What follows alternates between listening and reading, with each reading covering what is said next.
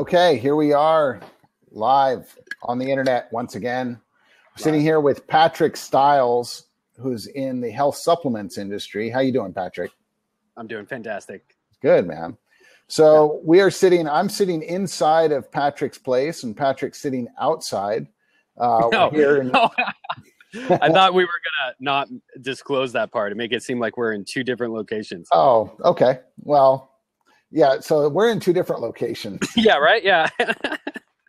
Matt's in the bat cave. Yeah, I'm outside my place here in Austin, I'm Texas. in the secret underground bunker deep in the throes of Austin. Yeah, right. We are actually up off of Lamar, and for those of you that watch these podcasts or these blabs on a regular basis, you know that this has everything to do with Austin. And Patrick's just given me a little. I think I call it DAPS. I don't know what it actually is. That's not me. Somebody else is doing it. Oh, really? Yeah, props. That's right. Now I'm doing yours. Okay. So every single one. Yeah, so we are live in Austin, and we're going to talk a little bit about startup world. And Patrick's had a company of his own doing significant revenue for the past 5 to 7 years now. And let's get into it a little bit. So Patrick, one of the things that really intrigued me about you is the way we met, which was in an airport. Why don't you tell the story? Yeah, sure. So I was leaving traffic and conversion with my business partner at the time. This is a couple of years ago. We were all living in Puerto Vallarta. And I don't know, I took off to go get a coffee, and I came back, and the two of you guys were chatting it up. And we'd all just came from the same conference with thousands of people. And we're the only guys getting on the plane back to Mexico where we were living. And that was the start of a beautiful bromance of living in Mexico. That was a bit isolated, but we definitely had some fun times cruising around on the beach, going down to Sayulita, hanging out at bonfires and stuff like that. So, yeah. Yes. Yeah, so I think I stuck around in Mexico for another couple months, and during that time, we got to hang out quite a bit. Got to meet Matt's beautiful wife, his lovely son, and stuff like that. Play several games of pool over at his marina beach house. So, yeah. Cool. And then so from there, that was right about when you ramped up your travel. You had, much like myself, we'd both read the 4-Hour Work Week. We're both kind of in some, you caught me a little later in my travel days, but you really ramped up your travel from there. What was, where did you go from there? Well, actually 4 or 5 years ago, I actually went to Asia for the first time. And I lived there. Then I returned to the United States to get my business off the ground. And then I left the United States again 3 years ago, and that was when we met in Mexico. And then after that, it was a whirlwind. I literally went around the world in 2014. What were some of the memorable countries?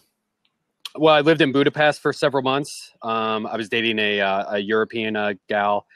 She was another fellow entrepreneur. Actually, I met her at that same conference, Traffic and Conversion. So, yeah, we lived in Budapest. We did a road trip from Budapest through all the way out to Paris and Amsterdam, and then back up to Eastern Europe, to Estonia and stuff. And then I flew to Asia, did East Asia, Southeast Asia again and stuff. Then I went back to the United States for a few months to hang out in California with my brother and his newborn baby. And then I went to South America. And that was at the end of 2014. Yep. So then last year I did Argentina, Colombia, Turkey, Spain, and then I came back at the end of it. So, yeah. Awesome, man. And what's Those great are the about countries it, I lived. I visited, I don't know. Yeah, a bunch. Well, what's cool about it, I mean, the reason I ask you about that's not to like have Patrick do some brag session. It's really about the automated income. I will, but it's really about the type of income. I wouldn't even say that your income is, fully automated. It's more of like the type of income that you have. It's the ability to earn money from anywhere, really from your laptop, right? Mm-hmm.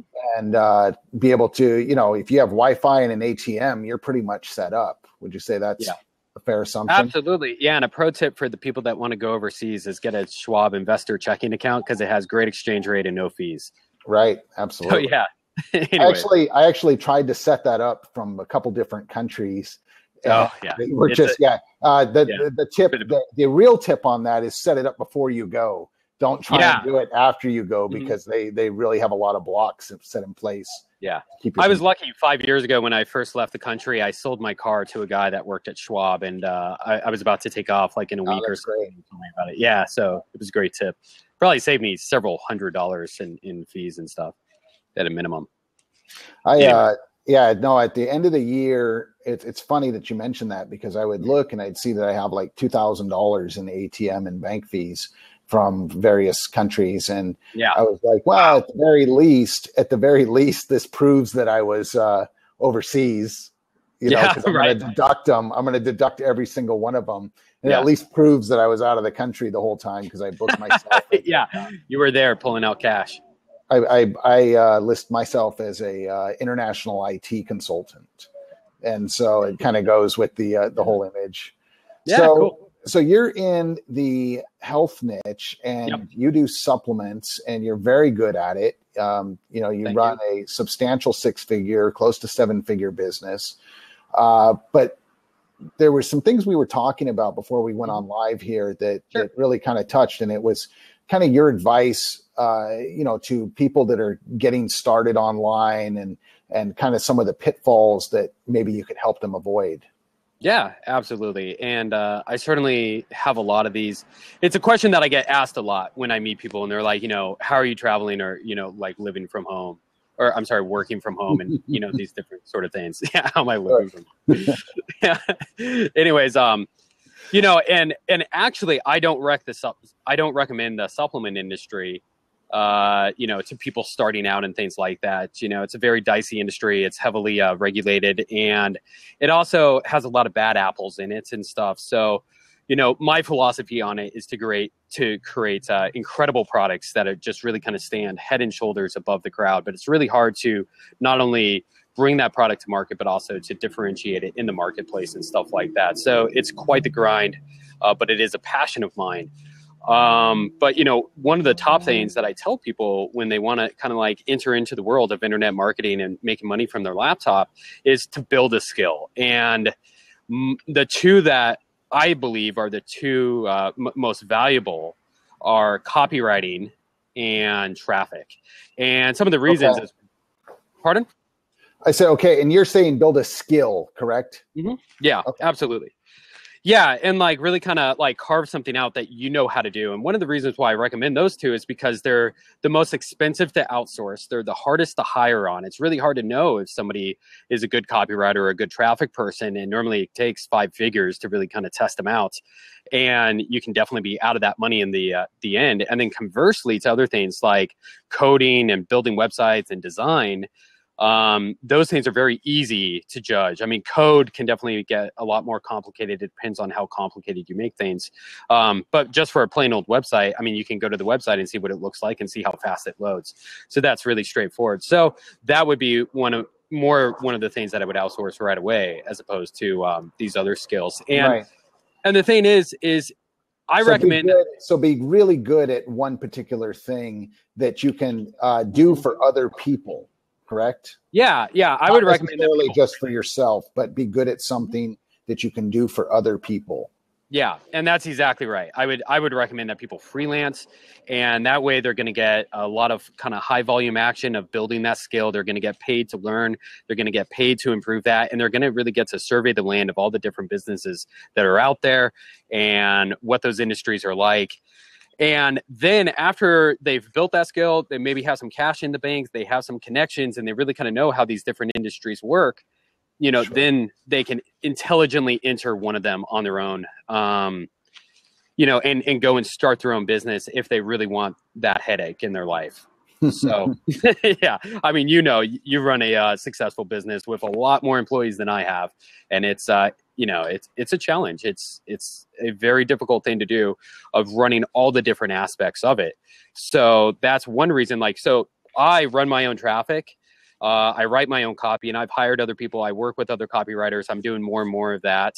And it's hard to get good at those things because I have to manage so many other aspects of my business day in and day out. There's always a fire. There's always an employee that needs something. There's always a project that needs review and stuff like that. So it's hard to really just do nothing but write copy or nothing but look at campaigns all day. So that's why I would recommend that people do that. So okay, so now they've worked as a freelancer. They have chosen a niche intelligently. What would you say is their next step once they've chosen their niche? To really just kind of scale that thing. And this is a mistake that I see a lot of people doing. And I have some crazy intelligent friends that have really kind of gotten blood out of a stone. And what I mean by that is they've chosen niches and like kind of go-to-market strategies that are not very scalable. And one of the things that I see people doing a lot of is trying to, like, say, build up like SEO over time, and that's getting harder and harder. So you really need like advanced software and really kind of inside knowledge if you're going to be doing that. But something like, I'm a paid traffic guy and I love cold traffic, and I think it's really kind of beautiful because I can pay somebody, say, 50 cents for a click, and then if I know my numbers, I can look at, how much money I made on that. And it's not always that simple. It's a lot more complex to scale a campaign, but nevertheless, I would pick a marketing strategy that is going to be,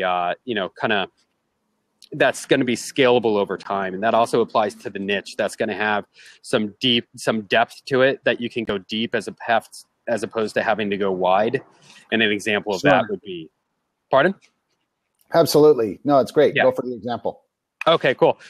So, like an example for that would say is like, you want to teach people how to do dog training. Well, that can be great, but after you get a dog training product off the ground, you kind of have two options. And one's to go deep, and that would be to do like advanced dog training, or maybe service dog training, or something else that is still in the dog niche, that where you're going to be selling a similar product, like the 2.0 or the 2.0 or the 202 class to your existing customers. And that would be going deep.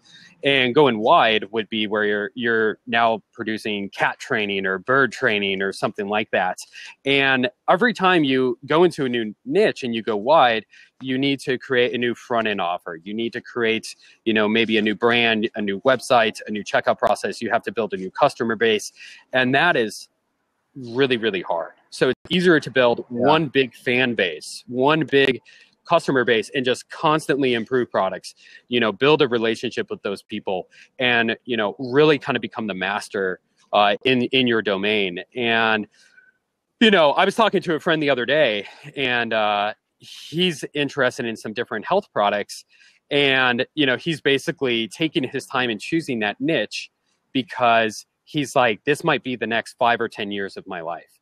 And, Right. That's really interesting. And that's one reason why it's so important to do your niche research, and why I like freelancing, because people are going to really get some action of seeing what's out there, especially if they're working with business owners and seeing what other people are doing, seeing how they're making their money. And there's some industries that really are only promoted through affiliate marketing.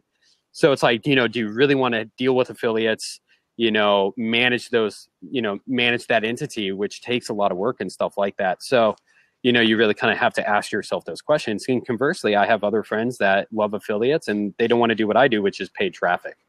So I love the analogy I heard recently. It says if you want to play on the PGA Tour, you're not going to get 3 golf lessons and then go out for the tour, right? Yeah, right. Yeah, I've always heard that about brain surgery.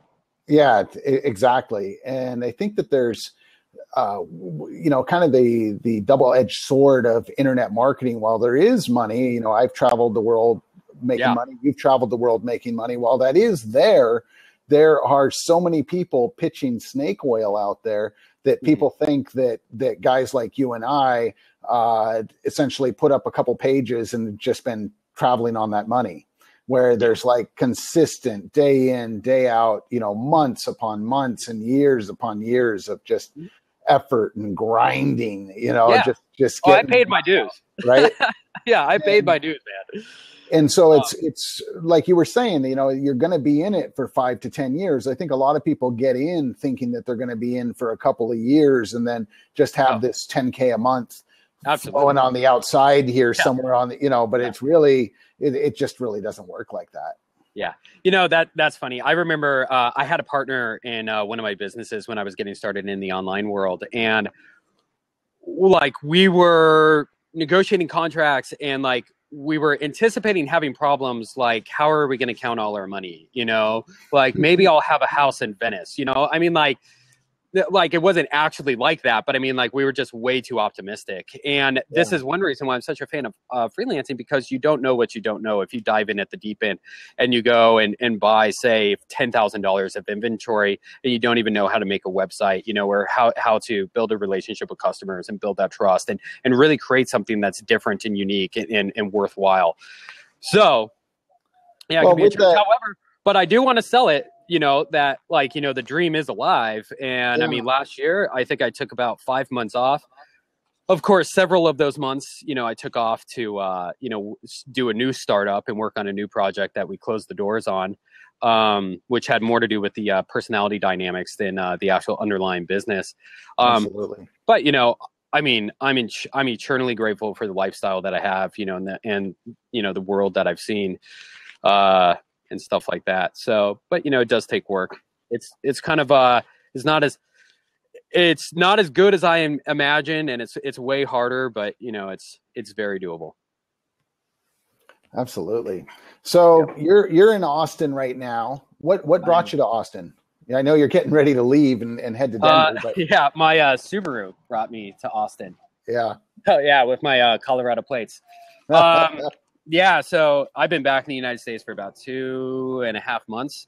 And yeah, I came down to Austin because it's a sweet city and wanted to check out the internet marketing scene here because there's so many marketers. It's pretty ridiculous, right? Yeah, I mean, it's I haven't even tried meeting people, and I've met just loads and loads of people, of people that are running really interesting businesses, people that are very smart, people that are making things happen. So it's amazing. Yeah, it really is. Mm-hmm. So, so you're heading back to Denver, and you're going to. I leave in like 12 hours. You leave in 12 hours, yeah. No, I'm going to sleep in late. I'm going to leave in 18 hours. That's awesome, man. And get in at like 3 a.m. I'm not looking forward to it. So. All right. Well, cool, man. So if someone wanted to get a hold of you for consulting on the health supplements business, do you do that at all? No. No. Okay. No, I don't do that. You can't afford me. Like, I'm not for hire. So I did this because we're friends, and you know, I believe in what you're building and stuff. So, you know, and I mean, like, I love meeting people and I love helping them and stuff. Like, you know, and I'm always happy to help people and stuff like that. So I'd rather just like meet over a beer and help somebody, you know, get a business off the ground and stuff, you know, rather than actually hire myself out. So. Awesome, man. Well, thanks for taking the time. I know you got a lot of packing to do, and you got a long night ahead of you. I do. I got to go on a fancy date and say my goodbyes to some Spend people. some money. I think she's paying, is what she said. Oh, nice. So I'm taking off. Yeah. So, awesome, man. I'm going to hold her to it. Cool, man. Talk to you soon, brother. Yeah, sure thing. Bye-bye.